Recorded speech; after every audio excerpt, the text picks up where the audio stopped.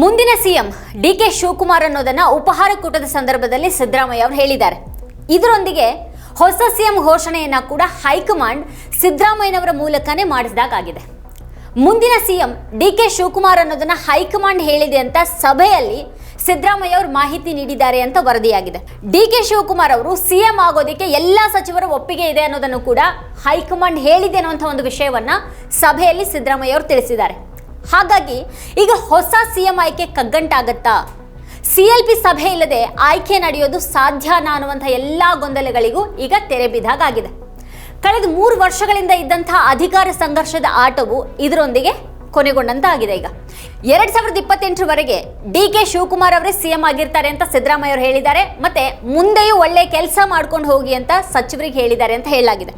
ಸಭೆಯಲ್ಲಿ ಸಚಿವರೊಂದಿಗೆ ಮಾತಾಡುವಾಗ ಸಿದ್ದರಾಮಯ್ಯ ಅವರು ಕಣ್ಣೀರು ಹಾಕಿದ್ರು ಅಂತ ವರದಿಯಾಗಿದೆ.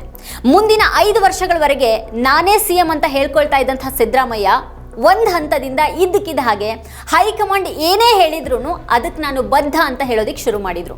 ಬಹುಶಃ ಆ ಹೊತ್ತಿಗಾಗ್ಲೇನೆ ಅವರಿಗೆ ಅವಧಿ ನಡುವೆನೇ ಪದವಿಯಿಂದ ಕೆಳಗಿಳಿಬೇಕಾಗಬಹುದು ಅನ್ನುವಂಥ ಸೂಚನೆ ಸಿಕ್ಕದಾಗಿತ್ತೇನೋ ಏನೋ. ಆದರೆ ಈಗ ಸ್ವತಃ ರಾಹುಲ್ ಗಾಂಧಿ ಅವರು ತಮ್ಮ ವಿಷಯದಲ್ಲಿ 15 ದಿನಗಳ ಕಾಲಾವಕಾಶ ಕೂಡ ಕೊಡಲಾರದ ಮಟ್ಟಿಗೆ ನಿಷ್ಠೂರರಾಗ್ತಾರೆ ಅನ್ನೋದನ್ನ ಸಿದ್ದರಾಮಯ್ಯ ಅವರು ನಿರೀಕ್ಷೆ ಮಾಡಿರಲಿಲ್ಲ. ಹೈಕಮಾಂಡ್ನಲ್ಲಿ ಸಿದ್ದರಾಮಯ್ಯ ಪರ ಇರೋರು ಬಹುಶಃ ರಾಹುಲ್ ಗಾಂಧಿ ಅವರು ಒಬ್ಬರೇ ಆಗಿದ್ರು. ಸೋನಿಯಾ ಗಾಂಧಿ ಮತ್ತೆ ಪ್ರಿಯಾಂಕಾ ಗಾಂಧಿ ಅವರು ಡಿಕೆ ಶಿವಕುಮಾರ್ ಅವರನ್ನ ಸಿಎಂ ಮಾಡೋದ್ರ ಬಗ್ಗೆ ಹೆಚ್ಚು ಒಲವನ್ನ ಹೊಂದಿದ್ರು ಅನ್ನೋದು ತೀರಾ ಏನು ರಹಸ್ಯವಾಗಿರುವಂತಹ ವಿಷಯನಲ್ಲ.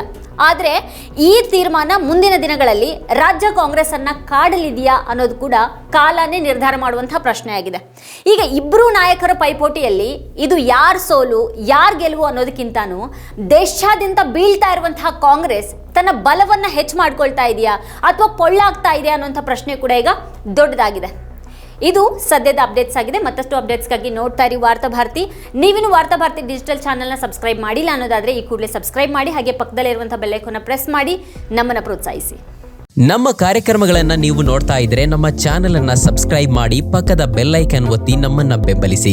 ಹಾಗೆ ನಮ್ಮ ಕಾರ್ಯಕ್ರಮಗಳನ್ನ ಲೈಕ್ ಮಾಡಿ, ಕಮೆಂಟ್ ಮಾಡಿ, ಅದನ್ನ ಬೇರೆಯವರಿಗೂ ವಾಟ್ಸ್ಆಪ್ ಮೂಲಕ ಶೇರ್ ಮಾಡಿ. ನೀವು ಹೀಗೆ ಮಾಡಿದಾಗ ನಮ್ಮ ಚಾನೆಲ್ ಮತ್ತಷ್ಟು ಜನರಿಗೆ ತಲುಪಲು ನೀವು ನಮ್ಮೊಂದಿಗೆ ಸಹಕರಿಸಿದ ಹಾಗಾಗುತ್ತೆ. ಇದು ನೀವು ಯಾವುದೇ ಖರ್ಚಿಲ್ಲದೆ ಕೆಲವೇ ಸೆಕೆಂಡುಗಳಲ್ಲಿ ನೀಡಬಹುದಾದ ಸಹಕಾರ. ಧನ್ಯವಾದಗಳು.